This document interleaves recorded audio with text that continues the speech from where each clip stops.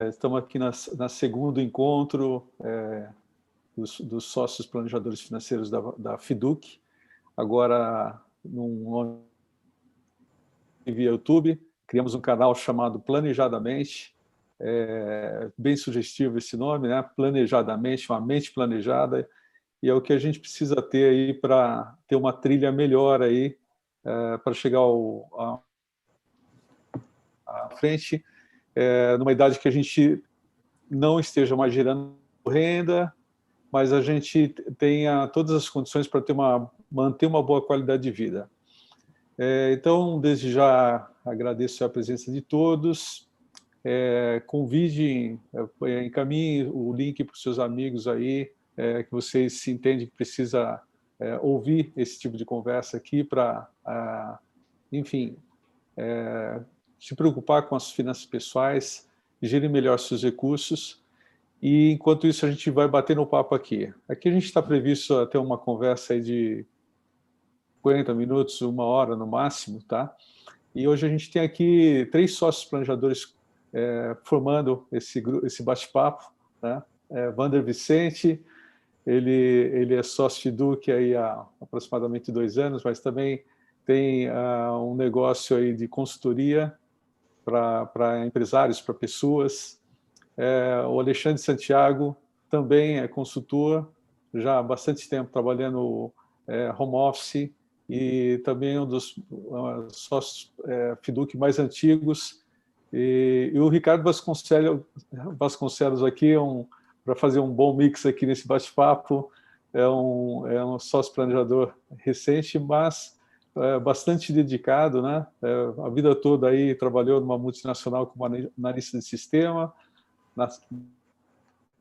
mas conheceu essa cultura do planejamento financeiro pessoal e se apaixonou, estudou, se preparou e está aqui com a gente hoje para também trocar ideias e conversar sobre esse tema, tá?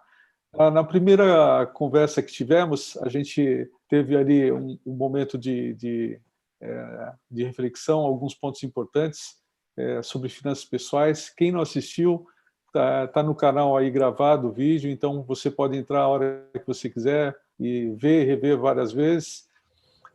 Falamos também de investimentos inteligentes, e sempre a gente vai falar um pouco mais aqui, de uma forma mais direcionada, e também mostramos um pouco, de uma forma um pouco mais estruturada, o que é a FIDUC, né? Que solução que ela traz para nós nessa jornada do planejamento financeiro, ligada à gestão das reservas, tá? No final a gente vai falar um pouco mais, mas desde já pode colocar aí suas perguntas no chat, a gente vai estar tentando interagir ao máximo possível com vocês, e, enfim, também a gente vai ficar à disposição depois para conversar pessoalmente com aqueles que quiserem, tá? Além de mim, desses 3 sócios, nós temos outros 21 sócios aí do nosso grupo, mas na FIDUC nós temos 250 sócios no Brasil todo, então você também pode acessar o site da FIDUC, conhecer um pouco mais da FIDUC e buscar um planejador financeiro para te ajudar nessa jornada. Então, aqui nossa discussão hoje vai estar focada num ponto principal do planejamento financeiro, tá? O planejamento financeiro ele pressupõe 6 pilares. Ele olha para a questão da gestão do orçamento, olha para a gestão dos ativos financeiros e não financeiros, mas aí principalmente os financeiros que estão ligados à questão das reservas. Olha também a questão da gestão dos riscos, tá? Vamos pensar seguro de vida, seguro de veículo, seguro de residência, mas tem outros tipos de riscos que muitas vezes as pessoas não sabem que têm e que precisam estar cobrindo esses riscos, né? Como que a gente faz isso? Quer dizer, você tendo um planejamento financeiro, você tem uma pessoa preparada, como um olhar clínico para identificar esses eventuais riscos não cobertos, mas que são tão importantes como os demais. Esse seria o terceiro pilar. Também tem a parte da gestão tributária, fiscal, a gestão da longevidade ou aposentadoria, e a gestão da sucessão, tá? Então, hoje nós vamos aqui nos preocupar com a questão da gestão do orçamento, algo que parece tão simples, né? Mas a gente vai, então, fazer uma rodada aqui perguntando para os planejadores aqui. Primeira rodada que nós vamos fazer é o seguinte: como é que é essa questão do orçamento com vocês mesmos, né? Porque, às vezes, para a gente falar de alguma coisa, a gente precisa também dar o nosso exemplo, como é que é a nossa prática, né? Então, vou começar aqui com o Wander Vicente, que está na ponta de lança aí, né, Wander? Você poderia Isso falar um pouquinho mesmo. para nós? Boa noite a todos. É um prazer. A gente está dando esse segundo evento, né, Rogério? Já deixo o convite para todos para, ao término do evento, ir até o nosso canal, no canal Planejadamente, para se inscrever no canal, porque agora, com essa sequência de eventos que nós estamos planejando, nós vamos trazer bastante conteúdo de bastante qualidade para as pessoas, para agregar cada vez mais na vida das pessoas, né?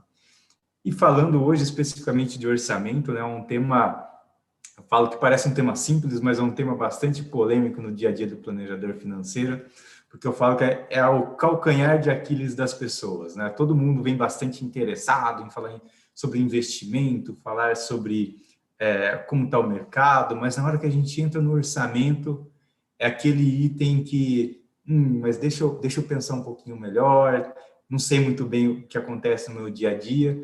Cada vez que a gente dá um pouquinho de profundidade, a gente descobre várias coisas que podem ajudar o cliente no seu dia a dia.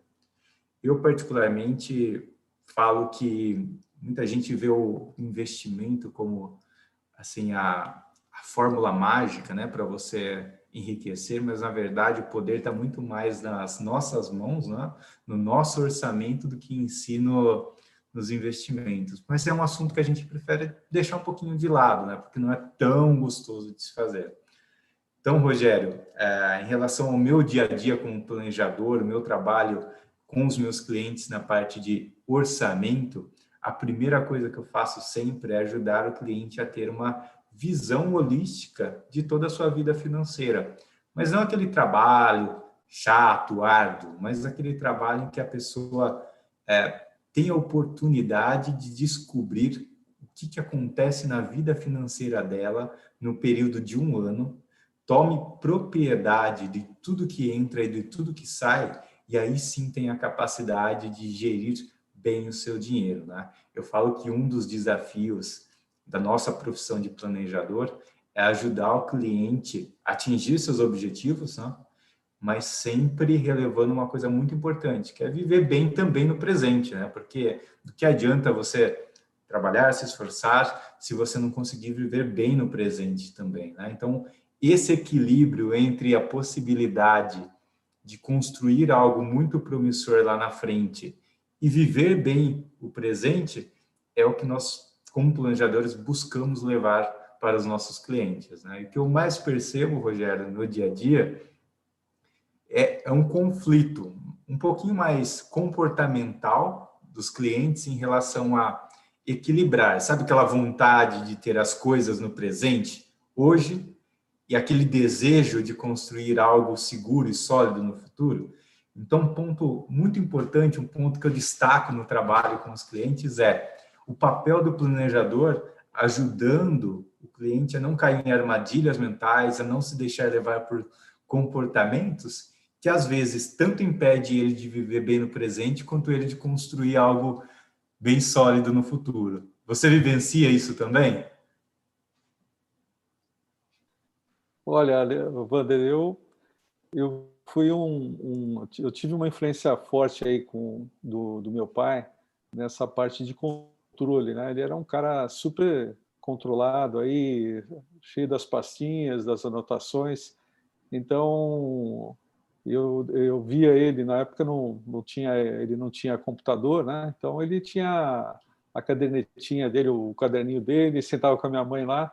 Na verdade, ainda toda aquela cultura de que ele trabalhava e minha mãe cuidava do dinheiro, né?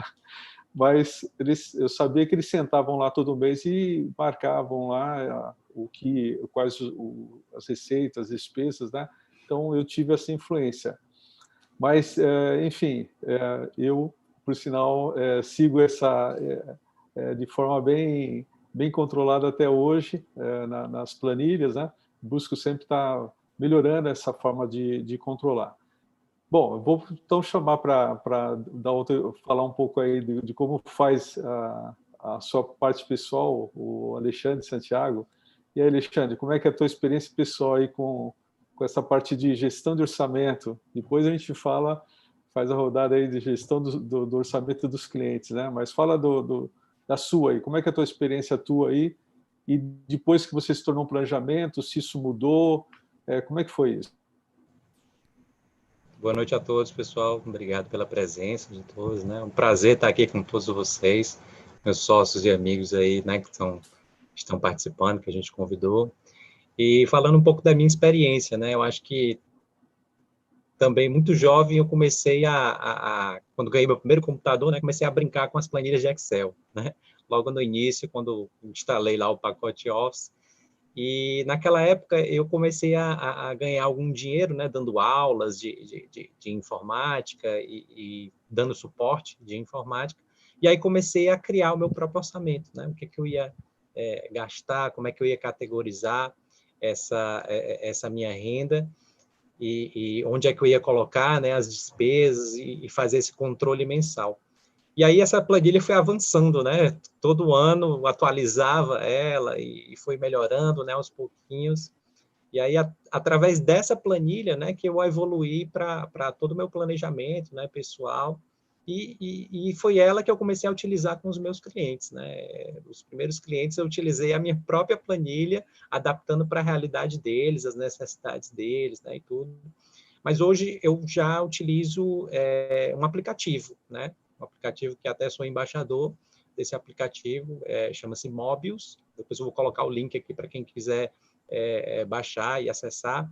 E eu acho mais prático, né? Porque você tanto está no celular, está no computador, né? Está em todo, multiplataforma, fica muito mais fácil de você fazer essa gestão e categorização, né? Sabe para onde está indo o seu dinheiro, né? De onde está vindo e como encaixa, né, esse planejamento no seu dia a dia, no seu mês, né, e nos seus objetivos de curto, médio e longo prazo. Legal, Alexandre. E quando a gente fala em orçamento, é sempre aquela coisa, né? Que a gente ouve por aí, pô, precisa cortar o cafezinho, precisa parar de fazer isso, precisa parar de fazer aquilo, né? E aí o Ricardo aí, que eu sei que é uma pessoa que sempre foi controlada, saber dele aí antes de ser um planejador, depois, se teve essa história do cafezinho, ou isso aí não é o que faz a diferença. O que faz a diferença aí, Ricardo? Olá, pessoal, boa noite. Sejam todos bem-vindos novamente. Então, essa história de controlar as finanças pessoais, né, esse orçamento pessoal ou orçamento familiar, né, é uma história que vem de longa data para mim, porque eu sempre fui acostumado já a receber a mesada dos meus pais, né? Então, eu tinha que controlar isso para não gastar tudo e tudo mais. E quando eu me casei, a gente tinha eu e a minha esposa, os dois trabalhávamos, tinha cada um a sua renda, mas uma renda ainda bastante modesta. Então, a gente tinha que fazer caber no orçamento. Então, a gente combinou o seguinte, nós vamos pegar uma agenda, uma coisa bem simples, inicialmente sem muito controle eletrônico, com planilhas e tudo mais, depois a gente evoluiu para isso, claro, mas inicialmente era uma agenda simples, né? Uma agenda que a gente anotava tudo que gastava ali.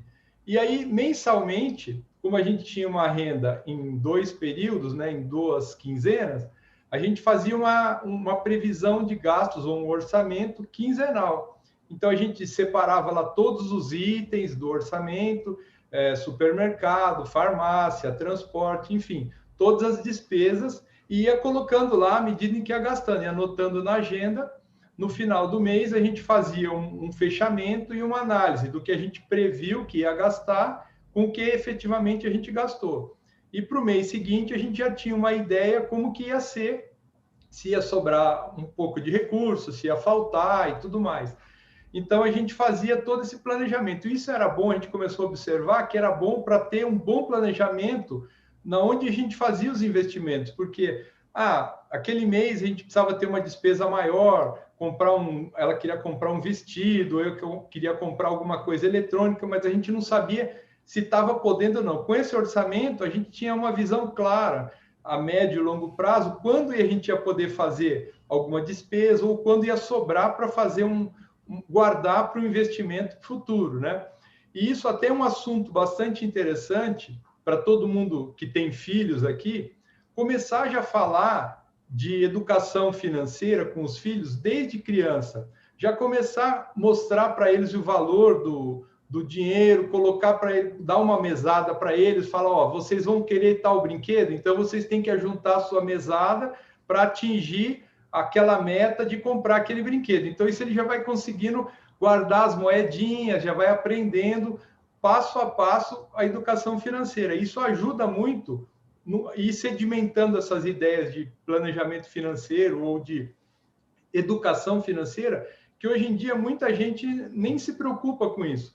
Vários clientes meus, a gente senta para fazer o orçamento, eu falo, bom, vamos lá, quanto que você gasta de supermercado? Aí ele me olha assim espantado, nossa, nunca parei para pensar nisso, nunca fiz essa conta, né? Eu acho que com vocês deve ter acontecido a mesma coisa, né? Com os clientes. E nunca, né, Ricardo? Exato. Então eles ficam assim, atônitos para saber, nossa, eu não sabia que eu gastava tanto com barzinho, ou eu não sabia que eu gastava tanto com roupas, enfim.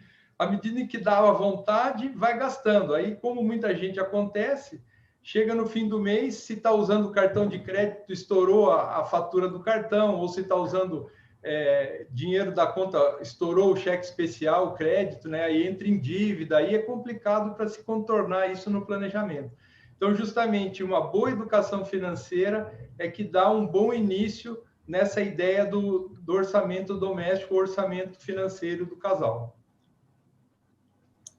Legal, Ricardo. Obrigado aí pela tua compartilhar a sua experiência, né? Hoje inclusive, é um dia especial, é o dia da criança, comemorado o Dia da Criança, né? E é daqueles dias que há um apelo grande aí para o consumo, para o gasto, e o problema é que às vezes se passa desse limite, né? Porque se cede aí pelo apelo da criança ou aquele apelo do momento ali de você estar, enfim, alguma coisa que é oferecida. Então, se você vai para um momento desse preparado, planejado, olha, eu tenho que gastar até X nessa conta, né? Isso combinado entre o casal e, se possível, também sondado com a criança, né? Eu acho que a chance de você disso ser bem-sucedido ao longo do tempo, fazer uma diferença positiva é muito grande, né? E essa questão da educação, de você, desde de pequeno, tá tentando gerar essa cultura, muito cedo realmente você pode começar com isso. A historinha do cofrinho funciona realmente, tá? Experiência pessoal também com minhas filhas, incentivar elas a guardar um dinheirinho para conseguir alcançar um objetivo delas. Então, você ensina duas coisas, a poupar e a já traçar objetivos e o quanto você precisa para chegar até lá, né? Então, dependendo de quanto você ganha, você já começa a medir o tempo também. Então, tem vários conceitos que você começa a trabalhar desde cedo ali com a criança. A gente nunca pode subestimar a criança, né? A criança tem uma capacidade incrível aí de entendimento, de absorção, e quando a gente fala dessa coisa, a gente brincou aqui do cafezinho, na verdade não é o cafezinho que vai fazer diferença, tá? Como a gente constrói orçamento, como é que a gente administra esse orçamento, que lá na frente isso realmente vai fazer uma grande diferença. Primeiro você, assim, agora vamos entrar num tema, eu vou até segurar um pouco aqui a minha experiência, mas vou chamar aqui de novo o Wander para falar um pouquinho mais aqui como que na prática com o cliente? Quer dizer, o cliente ele entende rapidamente essa questão do gasto consciente, do que ele está negociando com ele mesmo? Como é que é isso, Wander? É interessante esse ponto que você trouxe, né, Rogério, do cafezinho, né? Porque normalmente as pessoas, na hora que fala de cortar, de segurar um pouquinho, já olha para questões pequenas, né? Como um cafezinho, que é algo tão, às vezes é pequeno, mas é tão prazeroso, que faz tanta diferença na vida da pessoa e acaba começando por algo que faz muito bem para ela, né? Então, acho que esse trabalho que é iniciado com o cliente, ele parte, antes de uma parte técnica, né, de finanças, para uma parte de educação financeira mesmo. Então, eu gosto de falar para os clientes, né, eu gosto de começar as minhas reuniões de trabalhos financeiros mostrando para o cliente, olha, eu quero saber onde você quer chegar, quais são os seus objetivos. Então, entender onde ele quer chegar mesmo. E na outra ponta, para falar para ele, eu preciso saber aonde você está hoje. Então, é nesse momento que eu entendo com o cliente aonde ele está hoje, que nós trabalhamos toda a desconstrução, dentre todas as áreas da vida financeira que você citou, do orçamento. E aí sim a gente faz um trabalho de entender as fontes de renda, da onde vem a renda dele, né? E eu já adianto que se você perguntar para a maior parte das pessoas qual que é a sua renda, todo mundo sabe a renda bruta, mas dificilmente uma pessoa sabe a renda líquida. Isso no mês. E quando você pergunta no ano, então, dificilmente a pessoa sabe o montante de dinheiro que passa pelas mãos dela dentro de um ano inteiro, né? Então, vou entender essa parte da renda e também como é que funcionam os gastos, né? Então, a gente faz uma conversa bem profunda, onde a pessoa vai para casa, vai fazer uma lição de casa, de levantar informações, ou quando não tem, a gente faz um trabalho estruturado dela mapear nos próximos meses os gastos, né?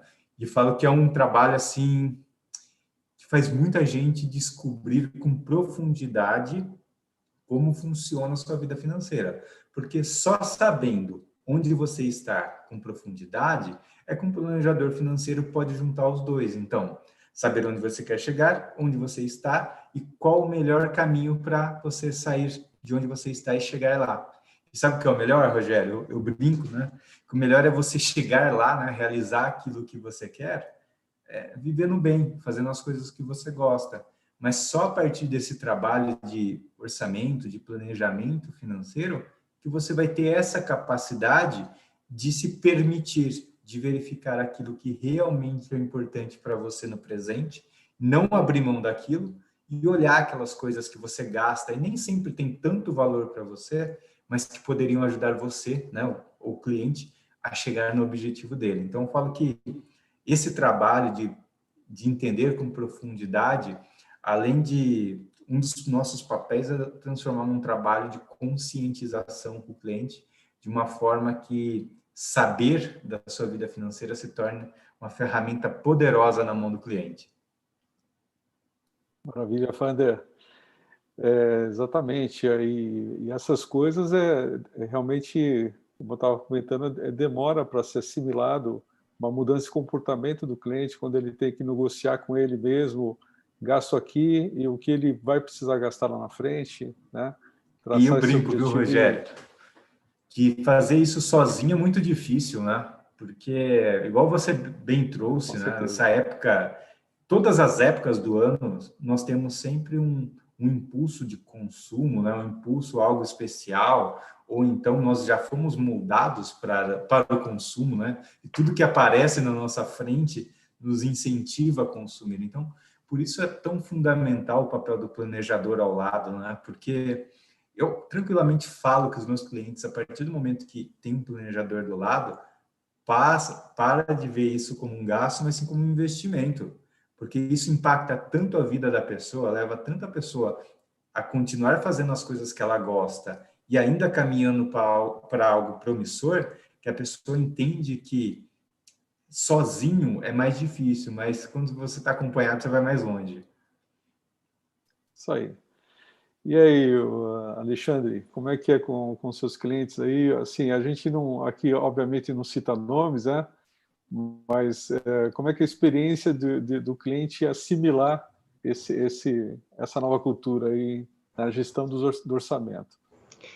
É bem, eu diria que é bem assim esclarecedor, né, para ele, assim, cair as fichas, né, de quanto realmente ele gasta, né, por mês, quanto realmente ele ganha, e a gente faz esse raio-x, né, esse levantamento inicial, logo na primeira fase, né, do planejamento, vai no pilar orçamento e vai perguntando, olha, vamos lá, vamos entender como é que estão os seus gastos, né, olha dados com relação a cartão de crédito, né, contas bancárias, vê esses extratos, e vai vendo para onde é que foi cada centavo do dinheiro da pessoa, né? E quando a gente identifica isso, eu até fiz depois um artigo sobre isso, são os penduricalhos financeiros. São aqueles custos, né, que a pessoa tem e nem sabe que tem, né? É aquele seguro que está lá no cartão de crédito, é aquela anuidade, né? É o pacote de serviço de manutenção da conta bancária.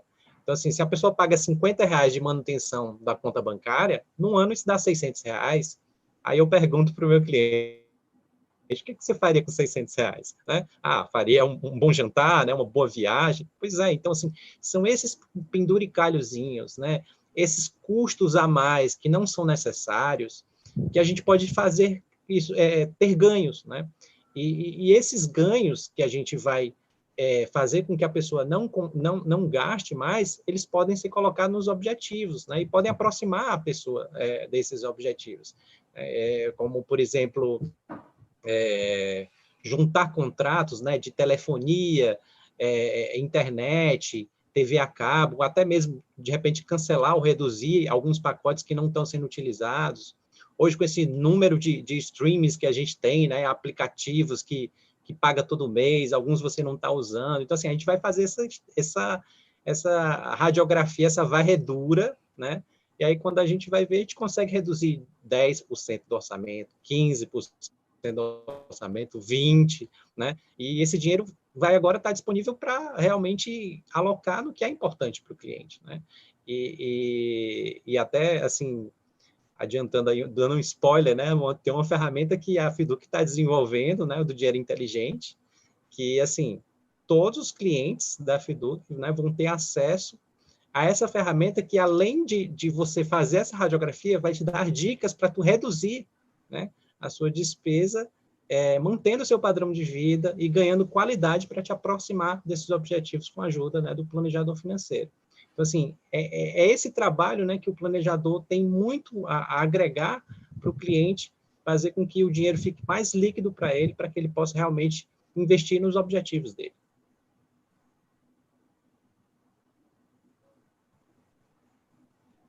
Pô, fantástico, hein? Penduricalhos, né? Esse é um Penduricalhos financeiros. E, Rogério, olha, fazendo um parênteses aí com esse comentário do Alexandre, olha que interessante isso que ele trouxe lá. O cliente chega a reduzir 10, 15% do seu gasto mensal e mantém o mesmo padrão de vida. Olha só, que investimento que traz isso, né, Alexandre? Verdade, isso assim, um ganho, né, que além de aproximar essa pessoa, né, desse objetivo, deixar mais líquido, assim, isso é imensurável, né, para a pessoa. Era um dinheiro que ela estava perdendo, indo para um canto que ela nem sabia, né, e aí quando ela identifica, poxa, reduzir lá zerei o pacote de serviço do banco, né, esses R$600 vão ser R$600 a mais, que eu posso, por exemplo, colocar numa previdência privada, né, que eu posso realmente fazer uma boa viagem com a minha família. Então, assim, são aspectos que, no detalhe, o planejador pode realmente ajudar muito nessa jornada, né, do cliente. Deixa eu pegar um gancho no Santiago. Esse planejador que ajuda o cliente, muita gente, como o Wander sempre diz, quando a pessoa está doente, ela procura um médico. Quando ela está com problema na justiça, ela procura um advogado. Mas dificilmente as pessoas têm um problema financeiro e procuram um planejador.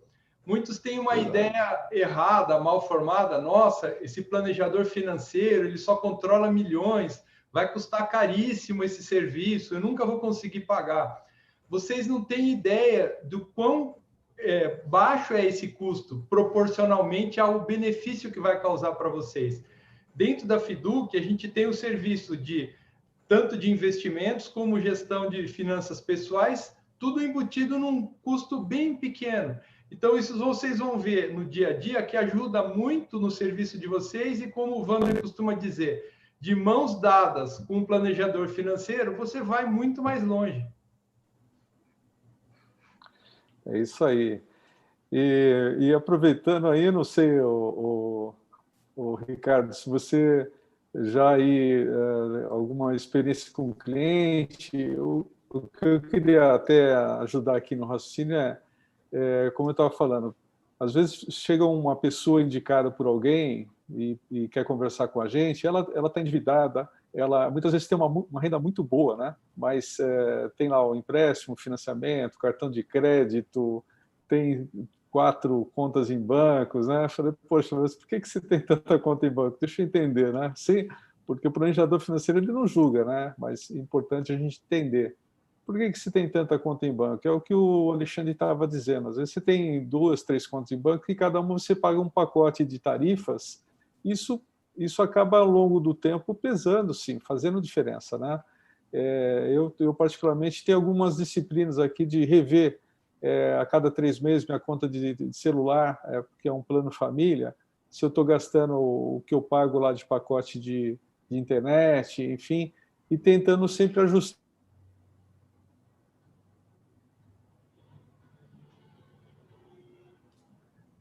Acho que cortou seu áudio, Rogério. Deu uma travada na internet do Rogério. Mas o ponto que o Rogério está trazendo, que é o ponto de fazer a revisão dos pacotes de serviços, é algo fundamental, né? Porque a gente nem percebe alguns custos que nós temos dentro da nossa rotina financeira, e ainda mais, dificilmente a gente percebe os aumentos que existem, né? Os aumentos pontuais que existem. Anuais. Então... eu acho que deu uma cortada, Rogério, mas a ideia da revisão dos pacotes de serviço, ainda mais num mundo tão globalizado, em que tudo está indo para o digital, se torna fundamental, né? Alexandre, eu compartilho aí da seu histórico, já tive clientes que gastavam mais de R$ 1.300 com pacote de serviço de banco, né, entre conta de titular e conta de dependente, que na hora que a pessoa parou para pensar, falou assim, pô, isso daqui representa 3 diárias num bom hotel para ficar com minha esposa, com meu marido, né? Então, você percebe que são poucas coisas, mas que agregam tanto na vida do cliente. Verdade. É isso aí. Então, mas eu não sei se estão me ouvindo bem. Eu ia perguntar para o Ricardo aqui se ele já assim, tem alguma... Como é que está sendo com os clientes dele? Quando o cliente chega nele... essa dificuldade de adquirir esse hábito de controlar o orçamento, as finanças, né? Ou seja, as pessoas têm controle, assim como você. Eu aqui, particularmente, 95% das pessoas não tem nem o caderninho, tá? Eu falo assim, pelo menos um papel de pão era bom ter. Como é que é, Ricardo? É isso mesmo, realmente essa estatística não foge à regra. A maioria dos clientes realmente não tem muito controle, muita noção de aonde está gastando, e, na verdade, depois que ela começa a fazer, não precisa ficar escravo do caderno, ter que ir também fazendo pelo menos as coisas maiores, né, a grosso modo, para ter um início, e criando um hábito devagar, e para ter uma noção aonde está indo o dinheiro. Porque tem muitas pessoas que não se dão conta nem de que estão fazendo aquele gasto. Às vezes gastam por impulso, consumismo e tudo mais. Eu tenho um colega que diz o seguinte, a primeira coisa que ele faz quando ele vai comprar uma coisa, ele para e pensa, eu preciso mesmo disso? Depois ele dá a segunda regra, ele espera, se ele puder, claro, tem coisas que dá para esperar, ele espera 24 ou 48 horas. Se ele continuar ainda achando que ele precisa daquilo, aí provavelmente realmente é uma necessidade que ele tem. Caso era uma coisa da emoção, do impulso, ele acaba caindo na real e falando, puxa vida, realmente eu não precisava disso.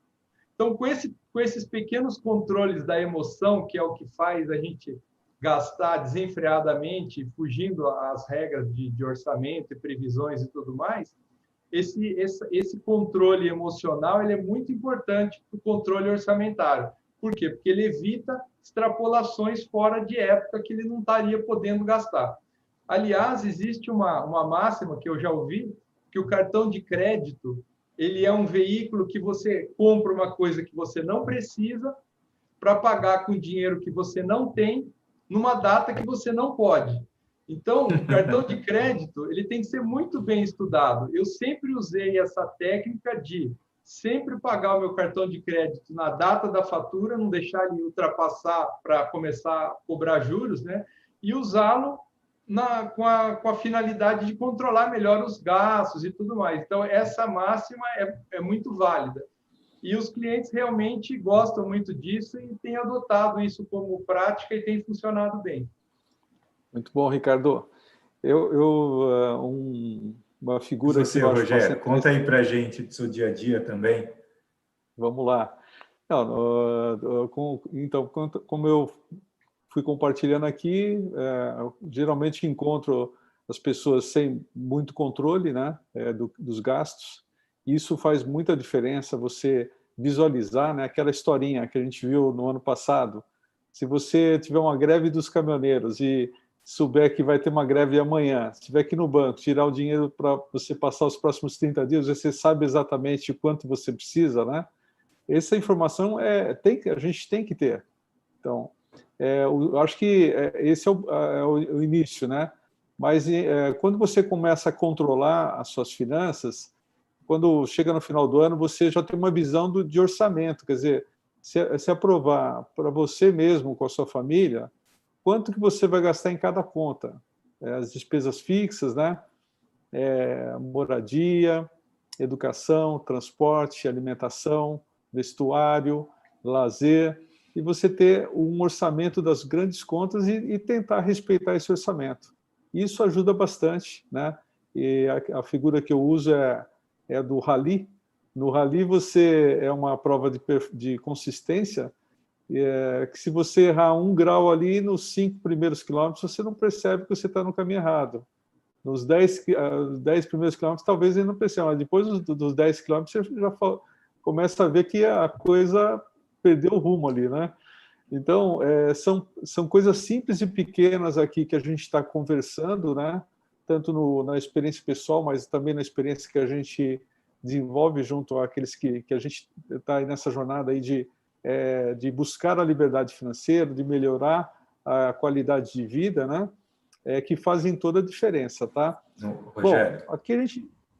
E sabe o que é interessante? Que as pessoas caem naquela armadilha, né, mental que a gente fala de contabilidade mental, né? Que é a pessoa Exatamente. fazer todas as suas contas do seu dia a dia financeiro de cabeça, né?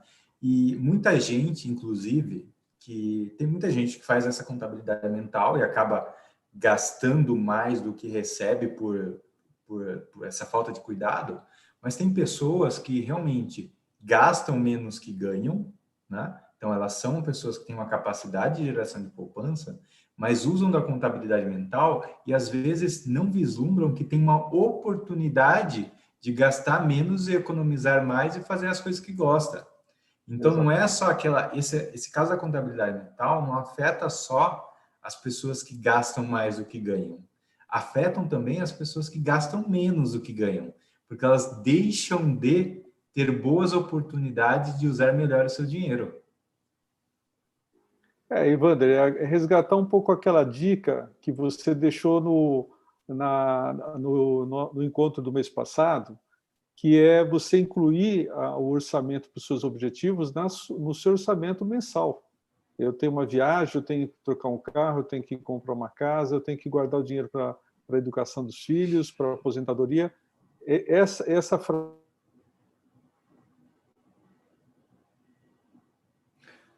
Acabou cortando, Rogério, mas é isso mesmo, viu? A parte de objetivos, né? Muita gente acha que são os investimentos que vão levar a pessoa exclusivamente até esse objetivo. E, na verdade, o investimento faz o quê? Potencializa, mas é o seu dia a dia, a sua capacidade de acumular recursos, a capacidade de poupança, que te leva de uma forma muito mais acelerada, né, Alexandre, né, Ricardo? Essa parte da disciplina, do foco, da pessoa ter o principalmente controle, né? Esse ponto aí, Wanda, que você falou, que assim, o que a gente tem controle, né? É sobre o que a gente gasta. O que a gente vai, na verdade, quanto esse investimento vai render, vai depender muito do mercado, né? A gente não tem controle sobre essa variável. Então, assim, onde é que a gente tem controle? É quanto a gente ganha e quanto a gente gasta. Mas é mais gostoso discutir aquilo que a gente não tem controle do que aquilo que a gente tem controle, né? Vamos especular, né, sobre isso. Exatamente. Investir na ação A, B ou C, enfim. O mais importante é você entender essa questão dos objetivos, ter o controle sobre o seu orçamento e poder realmente planejar de forma correta isso. E aí só o planejador vai ajudar nesse aspecto, né, de forma mais, eu acho que mais correta, né, com ferramenta, com método, né, e que possa realmente atingir esses objetivos dentro do seu prazo, né, da forma que você planejou, e mantendo essa questão do padrão de vida, né, e fazendo o que é importante para a família, né? Bom, pessoal, vamos aqui para o nosso terceiro bloco, né? Aí, ó, já entendemos aqui, é um desafio constante entender essa questão do orçamento e começar a gerar, a pessoa em algum momento começa a gerar um excedente ali mensal. Então, a gente está a falar de gestão de orçamento, é a gestão de fluxo, receita e despesa. Sobrou dinheiro, como é que eu vou administrar esse dinheiro, né? Então, o primeiro conceito aí que a gente deixa para as pessoas sempre, hoje, cada vez mais as pessoas estão ouvindo falar da reserva de emergência, né? O que é a reserva de emergência? É 3 vezes o orçamento mensal, no mínimo, mas o recomendável é 6 vezes esse orçamento, mas essa reserva é não para algum gasto que você vai fazer de viagem, de troca disso ou daquilo. Essa é uma reserva para aquilo que o inesperado, né? Podemos chamar até, de repente, de uma boa oportunidade, e que a gente, às vezes, tem uma boa oportunidade, não tem o dinheiro para aproveitar essa oportunidade, tá? Mas a oportunidade não é a oportunidade de gastar o dinheiro. A oportunidade de gastar o dinheiro a gente tem todo dia, né? Mas oportunidade que possa levar a gente a um próximo passo, aí a gente crescer, desenvolver, evoluir na construção do patrimônio ou dessas reservas, né? Então, onde investir, né? A gente viu aí esse mês de setembro que foi desafiador a renda fixa. O próprio Tesouro Selic, os títulos do Tesouro atrelados, ligados à taxa de juros, tiveram variação negativa. Aqui a gente não vai entrar nessa discussão, porque isso na verdade, é um fato novo aqui para a nossa cultura, porque até então as pessoas investiam em poupança e, teoricamente, poupança não dá variação negativa, mas a poupança também está perdendo em relação à inflação. A inflação em setembro foi 0,64 e a poupança está 70% do que a taxa de juros hoje da renda fixa, que jura em torno de 2% ao ano, tá? E aqui, no bate-papo com os planejadores, a ideia é que a gente entender onde que se investe, né? Aqui, para dar o pontapé inicial, a Fiduc tem uma solução, que é um fundo de renda fixa, mas não é um produto, tá? É um superfundo que tem um pouco de tudo ali, tem tudo que é adequado a um horizonte até 2 anos, tá? Mas que tem liquidez em D1. Seria títulos indexados a juros, indexado à inflação, debêntures, enfim, pré-fixado, pós-fixado. E aí, abrir aqui para o Wander falar um pouco, depois o Alexandre, o Ricardo, como é que essa construção aí com os clientes, em termos de constituição de reservas de emergência? Muito interessante esse ponto, Rogério, porque eu falo, o principal item que atrapalha os brasileiros atingirem seus objetivos são as adversidades que surgem no meio do caminho e a falta de uma reserva, né? Eu, há pouco tempo, né, substituí esse termo de reserva de emergência por uma reserva de paz, né? Que eu acho que eu falo que as pessoas, quando têm esses recursos, sentem uma tranquilidade, né? Sentem paz, né? A emergência tá vinculada a algo assim ruim. E, na verdade, esse dinheiro que a gente fala que é o dinheiro que está ali guardado para os imprevistos, é o dinheiro que ninguém gostaria de utilizar com imprevistos, mas experimenta não ter ele e passar por uma situação difícil. Aposto que você não vai ficar feliz, mas você não vai ficar triste também. Então, eu sempre avalio, quando eu estou num trabalho com o cliente, qual que seria a necessidade de reserva de segurança, reserva de paz ideal para o cliente, considerando vários fatores.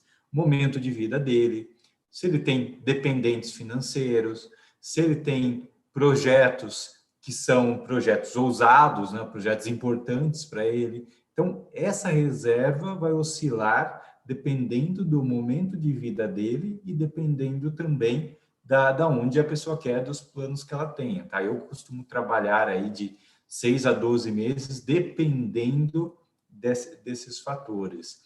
Eu falo que a reserva de paz, ela tem uma função muito importante, que é aquela de você colocar a cabeça no travesseiro à noite e saber se algo acontecer, você está protegido, né? E isso te possibilita também a não abrir mão dos seus projetos pessoais, porque muitas vezes a pessoa trabalha, demora para conseguir um determinado recurso e diante de um imprevisto acaba tendo que utilizar isso e aí ela fica tanto descontente por ter que usar como descontente por abrir mão de um projeto mais importante para ela.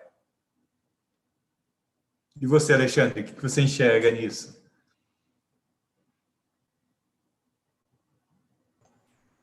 Opa. Assim, o que eu tenho visto muito é essa dificuldade mesmo das pessoas entenderem, né, quanto elas precisam, né, primeiro guardar, né? E aí esse cálculo a gente faz, lógico, com base no orçamento, né? Então, se o orçamento ali definiu, é R$5.000 por mês, então, se a gente precisa guardar 6 meses, então vamos começar a guardar, né, até lá aqueles 30 mensal. Mas eu tenho visto também que as pessoas simplesmente começavam a acumular, né, essa reserva e, numa oportunidade, acabavam gastando, né, ou ajudando alguém, né, numa emergência, né, e acabando desvirtuando o objetivo pessoal ou familiar, né. Uma coisa que eu encontrei até foi um cliente que tinha 6 títulos de capitalização, que ele guardava como emergência. Só que ele não tinha liquidez, né? E título de capitalização, quando você antecipa, né, o resgate, você perde dinheiro, né? E quando eu fui fazer esse cálculo para ele, quanto é que ele perdia dos resgates que eles tinham feito,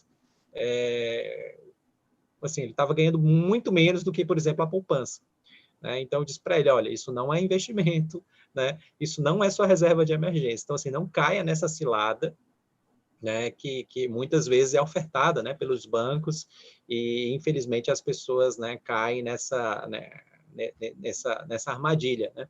Então, o que eu vejo mesmo é isso, quando a pessoa entende quanto é o orçamento dela, né, o que é que ela precisa, e ela consegue controlar isso e atingir esse objetivo para ter esse colchão, né, financeiro ali de suporte, é fundamental. E se as pessoas tivessem, né, essa ideia, talvez a gente não tivesse passado por esse momento da pandemia com tanta, né, com tanta dificuldade, com tanto medo, né, com tantas pessoas, né, buscando, né, essa renda ou esse auxílio, né, por causa dessa falta, né, que ocorreu. Eu tive, inclusive, um cliente que ele tinha, né, essa reserva bem feita, né, bem planejada, e aí ele me revelou, poxa, eu estou tão tranquilo, porque, assim, é até estranho, né, porque no momento que todo mundo está aperreado, eu agora tenho de onde tirar, né, a minha renda diminuiu, mas eu tenho de onde tirar, porque eu me planejei antes, né. E aí ele se sentia até às vezes um pouco mal, porque, poxa, eu me planejei assim, mas todo mundo está complicado, né? E agora eu tenho, como é que, né? Eu disse, olha, agora você vai usufruir do seu planejamento, né? Desse seu trabalho, desse seu compromisso, lhe pagar, né, dentro de um momento que você precise. Então, assim, isso acontece, né? Imprevistos são totalmente previsíveis, né? A gente sabe que vai acontecer alguma coisa, então é muito importante, é tão fundamental mesmo a reserva de emergência. E mais fundamental ainda é realmente ela estar guardada num local que tenha objetivos, né, de estar próximo, né, pelo menos da taxa de juros do país e tentar superar também a inflação e com liquidez, né, com diversificação, né, sem risco, né, porque também tem muita gente que está querendo guardar reserva de emergência onde tem oscilação e às vezes tem risco de perda. Então, assim, não faz sentido isso, né? Não faz sentido. Se é reserva de emergência, você tem que estar num lugar seguro, tem que estar num lugar com liquidez e com baixíssima volatilidade. Bom, quer fazer algum comentário, Ricardo, sobre isso? Só complementando o que o Alexandre falou, a reserva de emergência não tem que ser todo o capital investido da pessoa. É claro que no começo a gente recomenda que comece por aí. É como se você tivesse 3 caixinhas d'água, né? A primeira caixinha é a mais importante, que é a reserva de emergência. Então, ela vai sendo cheia até que ela completa a necessidade de despesa daquele tipo de cliente. Às vezes é um profissional liberal, pode ser um dentista, machucou a mão, fica sem receber 1, 2 meses. E aí a reserva ajuda a prover essas despesas. À medida que ele cumpre aquela reserva de emergência, ele pode passar para outra caixinha, que é uma reserva que tem uma capacidade de investimento que pode ter um pouco mais de risco. E isso, tecnicamente, dentro de todos os investimentos que o cliente tem, ajuda a montar uma carteira diversificada, não só em origens de fundos, mas como também em classes de ativos, que faz com que ela tenha um pouco de volatilidade, mas com a garantia da reserva de emergência. E isso se faz em todos os níveis, até chegar no nível de maior risco, que é a parte de renda variável, que também a médio e longo prazo é o que vai mais rentabilizar a carteira do cliente. Isso provavelmente nós vamos tratar nos próximos webinários na sequência, né? Bom, muito bom, viu, gente? Aqui a gente tem muita coisa para falar sobre essa questão, né? Mas, de fato, temos muitos eventos, né, para isso. Temos uma pergunta aqui do chat, viu? Então, manda lá, Alexandre. Senhores, qual a dica de ouro vocês deixariam àquele que não possui receitas fixas, né? E, devido à grande variação das receitas, encontra dificuldade de poupar? Olha, foi o Roberto Pérez. Essa é uma pergunta muito importante. Obrigado aí pelo Roberto pela pergunta, né? O Roberto vai estar também participando aí conosco, mas ele traz uma pergunta muito importante, porque esta pessoa que não tem receitas fixas, ela precisa ter uma visão realmente de longo prazo, quer dizer, ela tem que ter uma dedicação aí para o orçamento muito maior, tá? Então, existem profissionais que têm períodos sazonais de receita, né?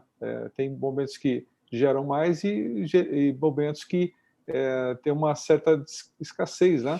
A gente viu nesse ano acontecendo esse tipo de coisa com a pandemia, que tiveram profissionais que praticamente reduziram pela metade, alguns reduziram a zero a receita, tá? Então, ele ter um controle orçamentário. Então, a dica de ouro é estar realmente controlando esses gastos, mas principalmente tendo a visão de as receitas que é gerada em momentos mais propícios, elas têm que ser guardadas para aqueles momentos de baixa, que a gente chama de sazonalidade, que ela tem menos geração de receita, tá? Que eu faria... Numa visão, só assim, numa visão mais ampla, existem profissionais, por exemplo, um atleta, um jogador de futebol ou de algum esporte, ele tem um ciclo da atividade dele diferente dos profissionais CLT ou dos profissionais autônomos, né? Esse tem que ter uma visão maior ainda, porque ele não, geralmente, eu estou ganhando muito, eu gasto, eu compro imóveis, eu compro veículos, eu viajo, mas essa pessoa tem que estar pensando nele com 60, 70, 80 anos, que ela não está gerando mais receita.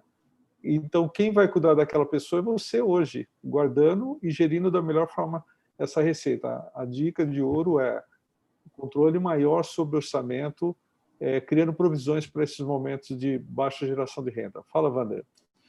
Bom, eu tomaria duas ações principais. Primeiro, um estudo profundo da minha parte orçamentária dos últimos 12 meses, quando não dos últimos 24, para quem tem essa característica de autônomo. Por quê? A pessoa precisa identificar qual que é a renda média que ela tem num período maior de tempo e tentar ter ao máximo o seu custo de vida fixo até esse teto da renda dela. E aí, em períodos que tem maior alta de receita, economizar para em períodos que tem uma queda de receita. Então, isso é algo que eu aprendi com uma pessoa muito famosa aí de mercado de finanças pessoais, de você olhar um pouquinho do seu passado, entender qual que é uma renda média que você tem e tentar limitar ao máximo o seu custo fixo mensal àquela média, e quando passar, você tem que usar o excedente de momentos que você tem alta. E vale essa mesma técnica, né?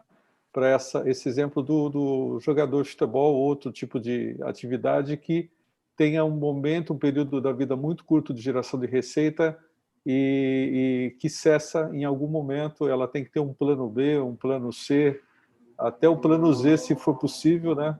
É importante.